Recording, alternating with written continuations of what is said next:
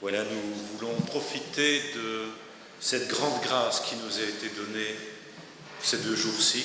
Et quelle est cette grâce? C'est la grâce donnée par Dieu de l'unité. Elle est présente ici, et donc nous voulons en profiter. C'est de demander pardon.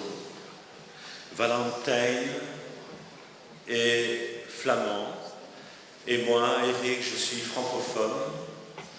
Et on a reçu dans la prière, déjà vendredi, dès que nous nous sommes réunis avec les équipiers de prière,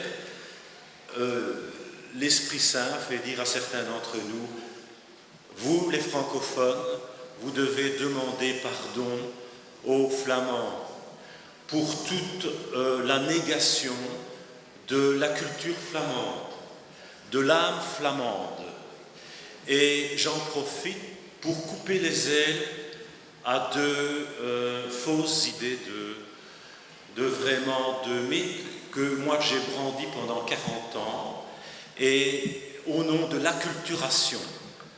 Premier mythe, donc l'acculturation, je disais qu'on n'en pouvait rien, les francophones avaient du mal à apprendre le flamand parce que la culture francophone était plus forte que la culture flamande et que les Flamands étaient submergés par notre culture, mais nous n'avions jamais d'écho de la leur, et donc c'était un phénomène naturel, on ne devait pas s'en inquiéter.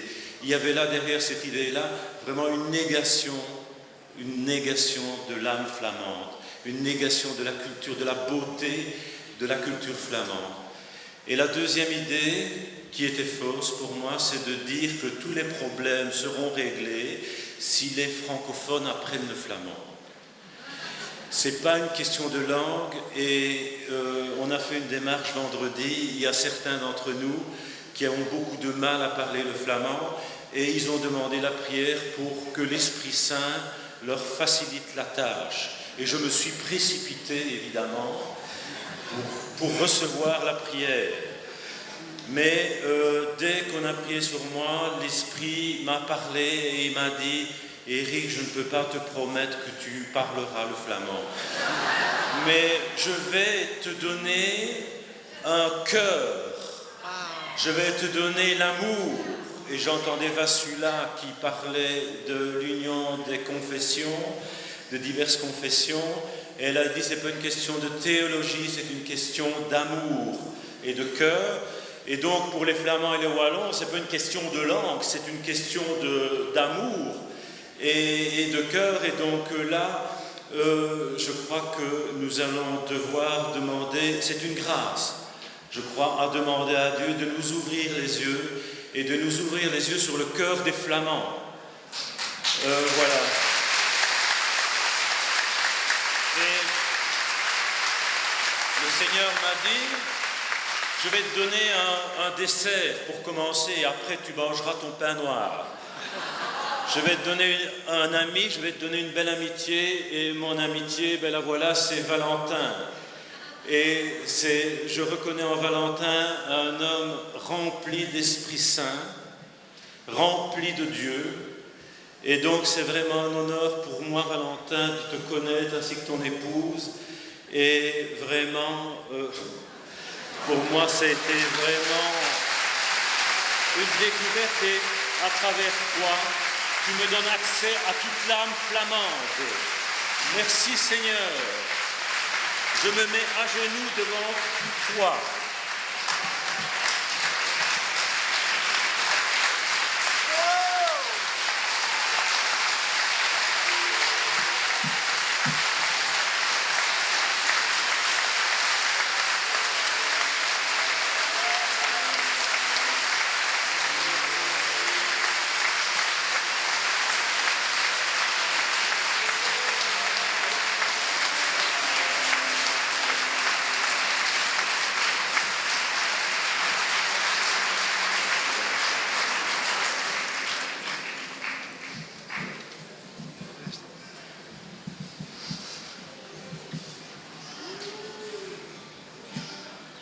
Als een Vlaming, dus voor mezelf, spreek ik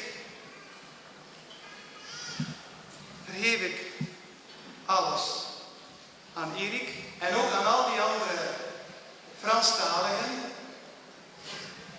waarvan ik ook een slecht idee had. Ikzelf, vanuit mijn opvoeding.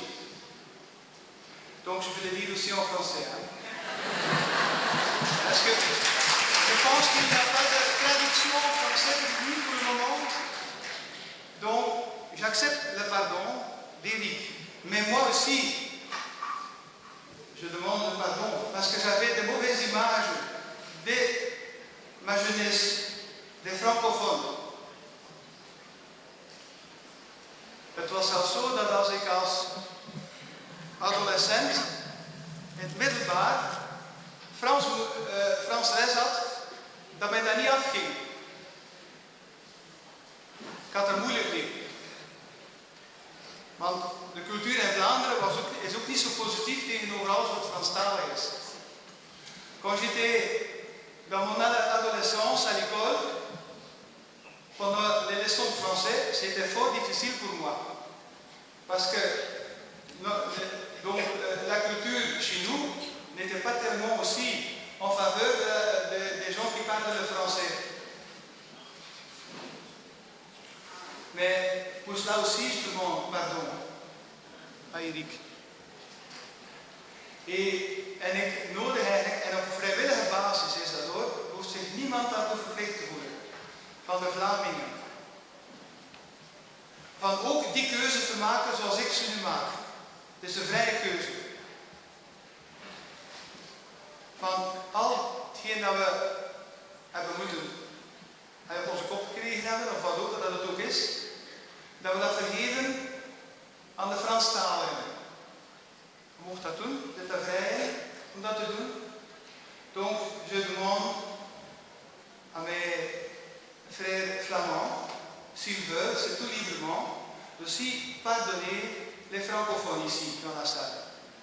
Seulement ici dans la salle, hein, il ne faut pas chercher plus loin. Ils sont tout proches. Ze zijn hier dichtbij. En waarom vraag ik dat?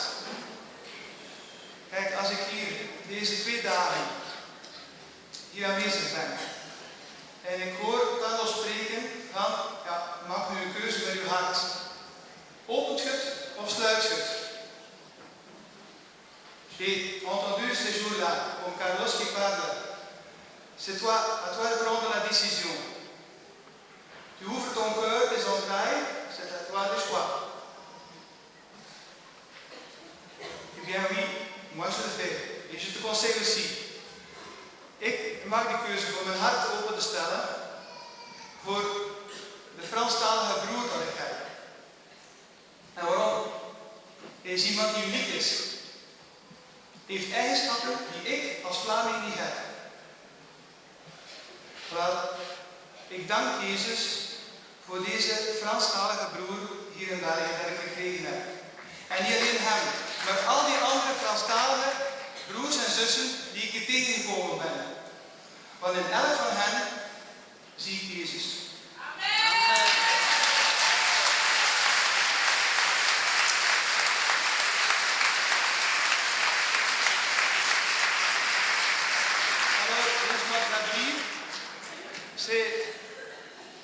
Je dis c'est un choix, mais quand on fait ce choix, je vois en Eric, pas seulement Eric, mais je vois Jésus, qui est un frère unique.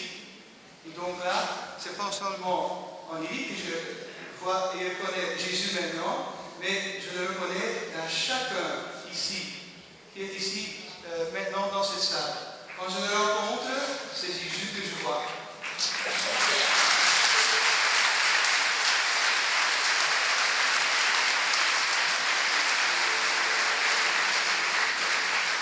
Laten we samen dan alle glorie aan Jezus geven. Laten we hem loven en prijzen. Donne toute la gloire à Jésus.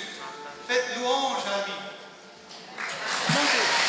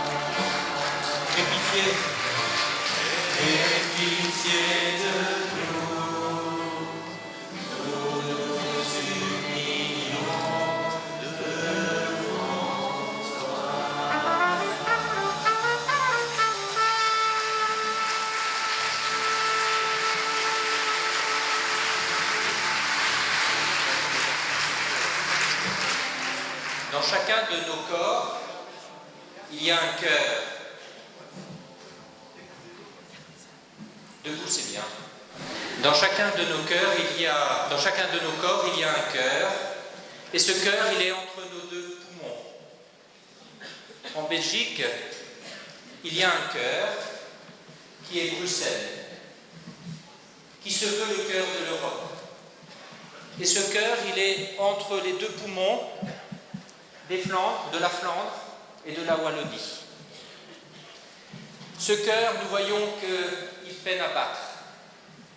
Ce cœur ne donne pas un signe d'unité. Et dans la prière, nous avons reçu qu'en continuité à ce temps de repentance entre les deux poumons de la Belgique, et il est important qu'il y ait deux poumons distincts, nous avons reçu que tous les étrangers que nous étions ici, nous pouvions nous aussi faire un acte de repentance à l'égard de la Belgique. Historiquement, la Belgique a été la terre des invasions. La Belgique a vu au début de notre ère chrétienne les Romains venir du sud, les Mérovingiens, c'est-à-dire de la Germanie et de la Norvège, envahir par le nord, les Carolingiens venir par le sud, les Normands de Norvège et de Suède venir à nouveau du nord, les Bourguignons venir du sud, les Autrichiens de l'est, les Espagnols du sud, la France et l'Autriche ensuite, Napoléon après, jusqu'aux Pays-Bas, depuis l'est. Cette terre n'a pas arrêté d'être non respectée dans son identité. Et en faisant un acte de repentance dans nos cœurs vis-à-vis de la Belgique, c'est de dire « Belgique, je reconnais ton identité ». Et Belgique, je souhaite que Bruxelles, qui a été étonnamment placée entre ces deux poumons, que Belgique, tu permettes à ce cœur de battre pour l'Europe, qu'il y ait vraiment une unité qui se vive. Et comme ça a été dit durant cette convention, que l'amour que nous avons et l'humilité que nous prenons à nous agenouiller pour demander pardon soit source d'unité pour notre Europe. Que tous les étrangers qui sont là, présents, particulièrement les Européens, s'ils se sentent interpellés par cet appel, eh bien que, comme moi, ils s'agenouillent et que nous puissions reprendre le chant pour dire à Seigneur, nous te demandons pardon pour ne pas avoir respecté l'identité de nos frères et de nos sœurs de Belgique, qu'ils soient flamands, qu'ils soient wallons.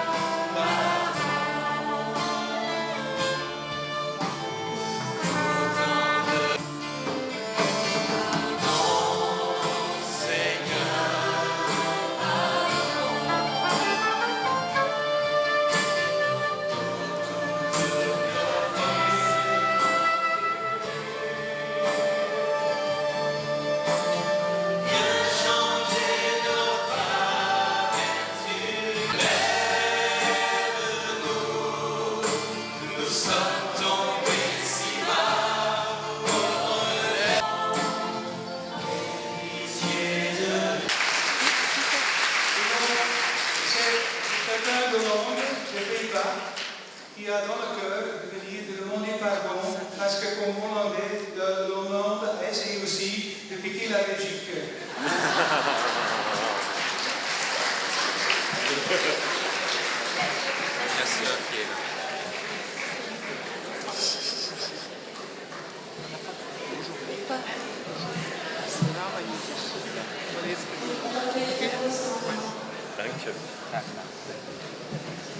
Le langage de curé ni de pasteur. N'applaudissez pas trop vite, ça va vous tomber dessus.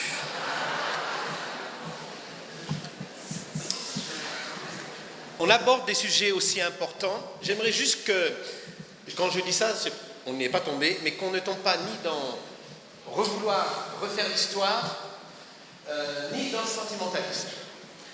Mais il y a une chose qui est en notre pouvoir, c'est que nous pouvons changer l'avenir. Il y a des choses que nos ancêtres ont fait.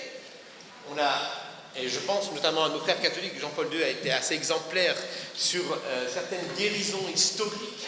Alors maintenant, c'est vrai qu'en tant que Français, pour les Belges, je comprends l'importance que vous voulez vivre, même si nous, on ne l'incarne pas, cette division que vous vivez. Mais j'ai bien compris dans l'Esprit Saint qu'il y avait quelque chose d'important qui se vivait.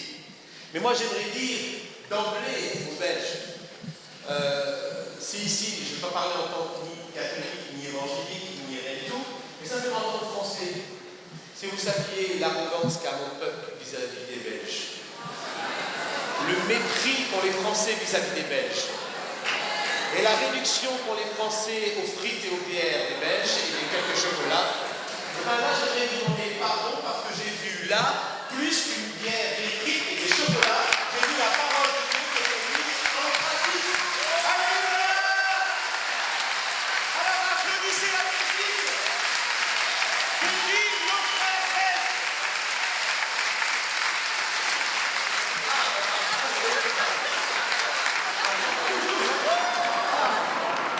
Voilà, les mecs qui mangent des chocolats, alléluia!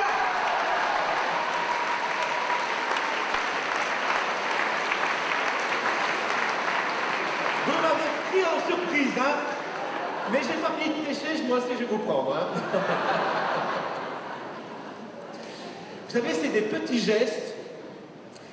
Alors je vais parler très directement. Est-ce que quelqu'un pourrait me dire, parce que je dois arrêter à, je sais plus à quelle heure, à 40, à 45, tu peux me dire juste 10 minutes avant pour que je ne dépasse pas mon temps, par respect pour la messe qui est après. Vous savez, il y a des petites choses dans notre vie qui ont une influence, qui influencent énormément. Et je vais parler de quelque chose qui concerne les Belges, les Français, les Grecs, les orthodoxes, les évangéliques, les catholiques, ceux qui sont ou sont contre ou avec ou sans. C'est ceux qui maîtrisent leur langue. Voyez ça là, hein? Vous en avez tous une. Sortirez votre langue que je la voie. Ah, c'est dégueulasse. Je vais vous interpeller et nous interpeller, parce que j'ai bien compris qu'on va aussi employer le nous. Attendez ce truc. Ça va être difficile de résister à la tentation, là. Fondant, hein, ça c'est délicieux.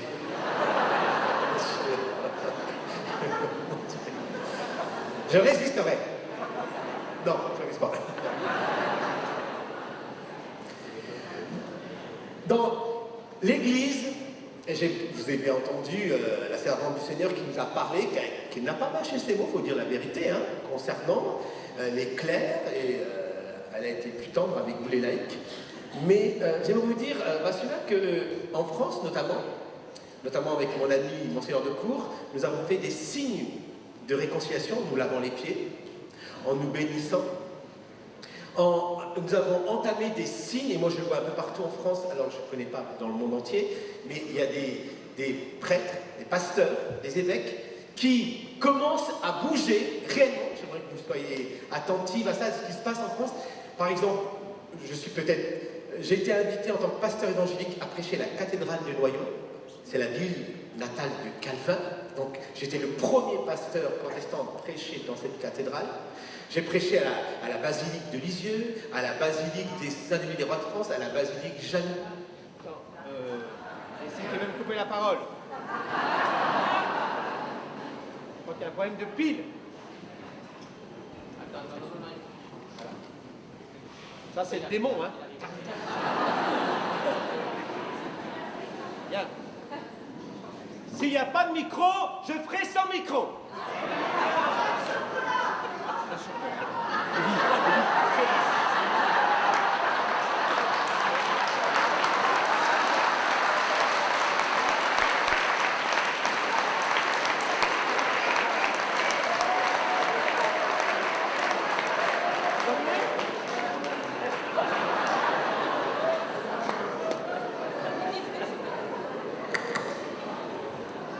C'est à cause de vous, ça?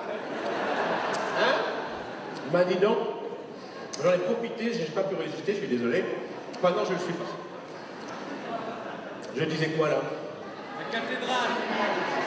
Ah oui, j'ai été invité dans de nombreux endroits, suivez-moi. Si je peux avoir un peu d'eau, parce que il est bon votre chocolat, mais il colle aux dents. Hein. Ah d'accord, merci.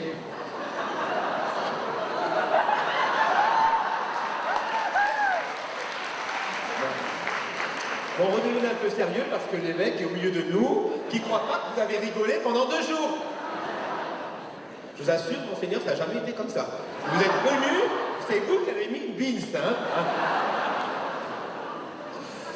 Bon, alors, tout ça pour vous dire que dans mes nombreux voyages, j'ai tout accueilli, mais j'aimerais vous dire que les évêques français ont trouvé un courage que ni les pasteurs protestants, ni dans d'autres pays peut-être, mais la conférence épiscopale des évêques de France a notamment, dans un document concernant les évangéliques, remis les évangéliques à leur place et les sortir de ce que les médias et les plus durs d'entre vous nous avaient classés en secte. La conférence épiscopale des évêques nous a considérés comme des frères. Et je voudrais juste rappeler, lorsque Jean-Paul II, lorsqu'il est parti au ciel, il n'y a jamais autant de pasteurs évangéliques du monde entier présents lors de ses obsèques. Simplement, ce que nous avions reconnu, vous ne l'appeliez pas, nous avions reconnu en lui un prophète de la parole qui vous parlait notamment de ne pas avoir peur. D'ailleurs, je me demande si vous avez compris le message, mais il vous l'a dit à plusieurs reprises de ne pas avoir peur. Alors un jour, il faudra mettre en pratique. Mais plus fort que ça, lorsque Benoît XVI a été déclaré pape, il a demandé aux églises protestantes qu'il a convoquées dans le sud de la France, le nonce apostolique est arrivé, et nous ne nous sommes plus appelés frères séparés, mais communauté ecclésiale. Donc ne nous appelez plus et ne nous considérez plus comme frères séparés, mais communauté ecclésiale, même si on allait communauté, église, communauté. De toute manière, nous sommes tous pécheurs et on ira tous là-haut si on passe par Jésus. Amen. Amen. Bon. Alors il y a quand même des signes qui sont forts. Il y a des pasteurs qui ont pris, qui sont autour de moi, qui prennent des responsabilités, même si de temps en temps je suis rappelé à l'ordre dans certaines fédérations ou ailleurs, parce qu'on dépasse les limites. Mais si dans la vie vous ne prenez pas de risque, vous ferez rien du tout. Alors moi tout à l'heure j'ai vu une femme courageuse qui a pris des risques. Alors c'est sûr, on prend le risque aussi, peut-être, de temps en temps, de l'incompréhension. Mais moi, j'aimerais vous prendre un risque de la parole cet après-midi. Allons dans les Proverbes. Proverbes au chapitre 14, au verset 30e. Un cœur calme est la vie pour le corps. Je vous assure, de temps en temps, je suis calme. Un cœur calme est la vie pour le corps. La langue douce est un arbre de vie. Proverbe 15. Les lèvres des sages répandent la science. Et un cœur joyeux, le visage serein, mais quand le cœur est triste, l'esprit est abattu. Celui, attention à chacun d'entre vous, qui rejette la correction, donc vous avez bien compris, la correction, c'est lorsque nous prêchons, c'est pas qu'on vous donne une fessée, ensemble, nous corrections notre trajectoire spirituelle pour rester dans celle de l'Esprit Saint. Celui qui rejette la correction méprise son âme. C'est-à-dire que si tu n'es jamais repris dans ton cheminement spirituel, tu te méprises toi-même. Au verset 33e, la crainte de l'Éternel enseigne la sagesse et l'humilité précède la gloire. Au verset 9e du 17e chapitre, celui qui couvre une faute cherche l'amour. Vous ne le connaissez pas par cœur celui-là? Il faudra le connaître. Celui qui couvre une faute cherche l'amour. Couvrir, pas découvrir. Couvrir. Celui qui la rappelle dans ses discours, fût-ce un laïc, fût-ce un pasteur ou un prêtre, celui qui la rappelle dans ses discours divise les amis. Donc nous sommes engagés à ne plus maîtriser la langue de la même manière. Les paroles agréables sont un rayon de miel, douces pour l'âme et salutaires pour le corps. Mais la chose la plus forte que je vais vous dire, elle se trouve dans le chapitre 18 des Proverbes. C'est du fruit de la bouche que l'homme rassasie son corps. Du fruit de la bouche. C'est du fruit de ses lèvres qu'il se rassasie. La mort et la vie sont au pouvoir de la langue. La mort et la vie sont au pouvoir de la langue. Tu as un pouvoir de vie ou de mort selon ce que tu dis. Mais j'aimerais vous dire, et nous dire, et vous dire avec vous, très sincèrement, si nous avons des axes de contrition et de demande de pardon, et que après, à l'extérieur, dans les semaines et les mois qui suivent, nous sommes dans une incapacité à maîtriser notre langue et à continuer à maudire les autres, ce que nous avons fait ne sert à rien. Nous sommes pris avec ce que nous avons entendu des uns et des autres, de tous les orateurs. Vous ne pourrez pas repartir de la même manière.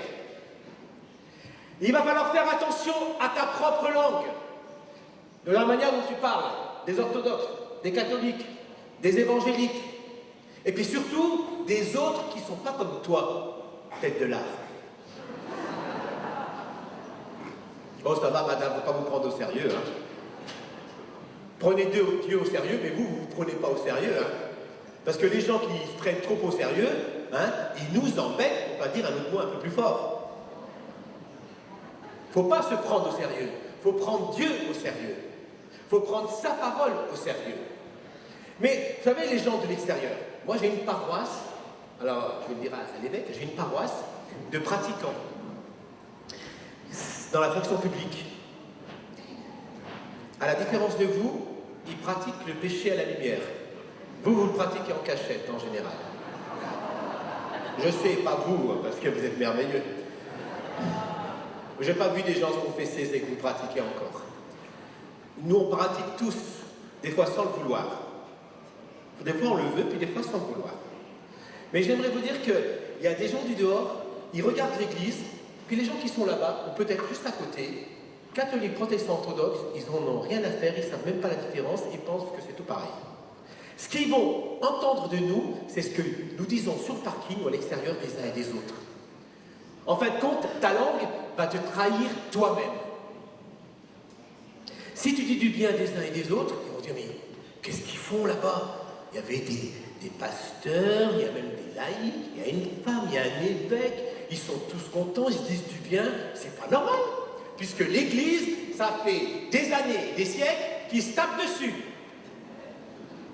Ils se tapent dessus, l'histoire entière de toute l'Europe et du monde, on fait que de se taper dessus. Qui, un jour, va cesser de taper sur l'autre? Et je vous rappelle, on ne se tape pas forcément avec des coups de poing, quoique, il y a quelques mois en arrière, on a vu à Jérusalem des caméras, quelque chose de désolant, je crois, entre catholiques et orthodoxes, hein, quelque chose qui était terrible. Les gens allaient jusqu'au point. Mais nous frappons avec la langue. En plus, on pense que personne n'écoute. Et on frappe et on jette le venin sur les autres. Moi, j'ai pris un engagement il y a 6 ans, ça me coûte beaucoup. Alors, je l'ai pris hier avec l'Église orthodoxe, mais je l'ai pris il y a 6 ans avec l'Église catholique. C'est de ne plus critiquer, enfin, quand je dis critiquer, serment pour détruire l'Église catholique. Alors, ça m'a posé problème lorsque Benoît XVI est allé en Afrique, parce que mes collègues étaient furieux contre eux. Et même mes frères catholiques, personne ne le défendait. Au bout d'un moment, c'était insupportable, je dis, ça suffit. Je ne peux plus vous laisser dire ça, je vous dis, je ne veux plus l'écouter. Donc si vous ne critiquez pas, ne critiquez pas ma présence, parce que ça me dérange beaucoup. Ils me disent, mais t'es pas catholique? Je dis, alors, je ne suis pas catholique, donc comme je les aime, je ne peux pas supporter que tu les critiques devant moi, alors soit tu te la boucles, ou soit tu dégages.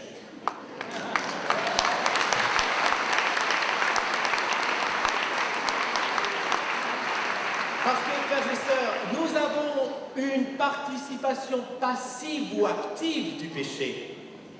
Et de temps en temps, il faut leur dire aux autres, il faut vous la calmer un petit peu. Hein? Oh, il faut vous la calmer un petit peu.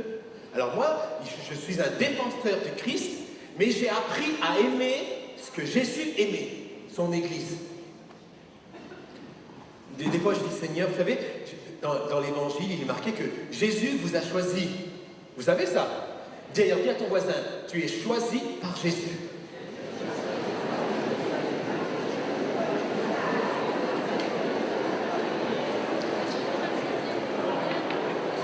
Bon, ça va, racontez pas votre vie, hein. Bon.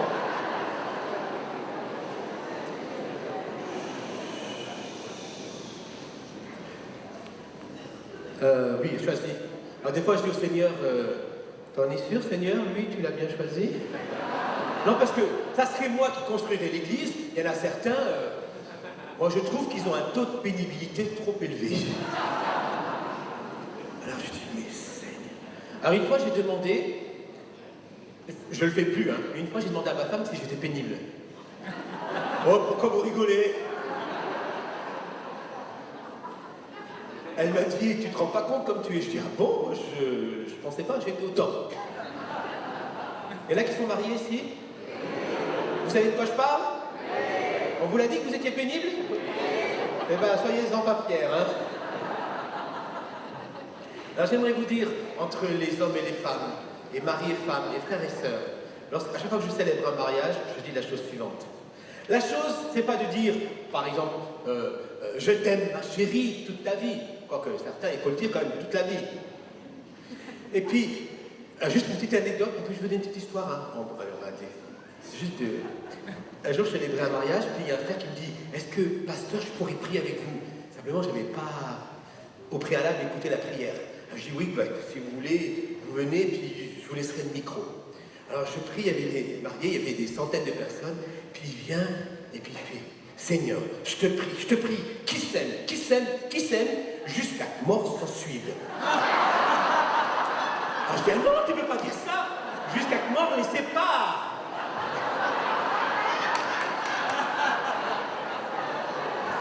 Alors maintenant, quand quelqu'un veut prier, je fais attention, s'il veut bien. Bon. Je voulais dire quelque chose, ça m'a échappé. Je disais quoi juste avant? Ah oui, les mariages. Donc c'est pas juste de dire chérie, je te demande pardon. C'est notamment pour les hommes, c'est valable pour les femmes aussi. C'est de dire je me suis trompé. J'étais dans l'erreur. Et vous savez, dans les mariages, lorsque je dis ça, je m'adresse à toute l'assemblée, je dis, voyez, il y a des femmes qui crèvent d'entendre dans la bouche de leur mari, je me suis trompé, j'étais dans l'erreur, je te demande pardon.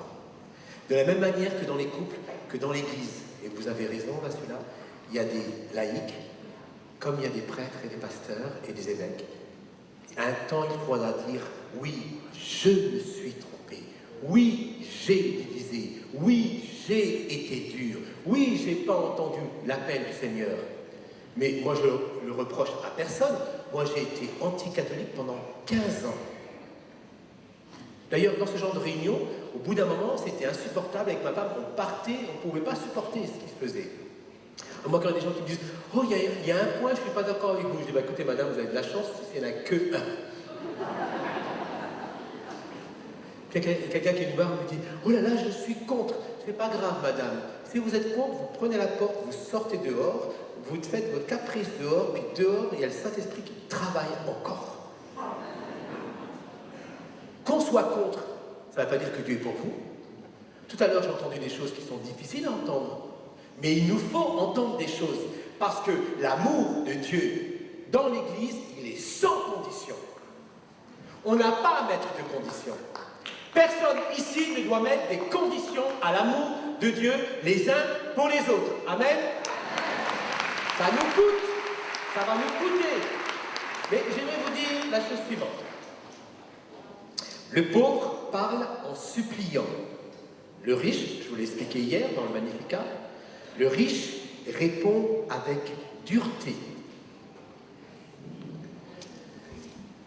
C'est une gloire pour l'homme de s'abstenir de querelles. Le pain du mensonge est doux à l'homme.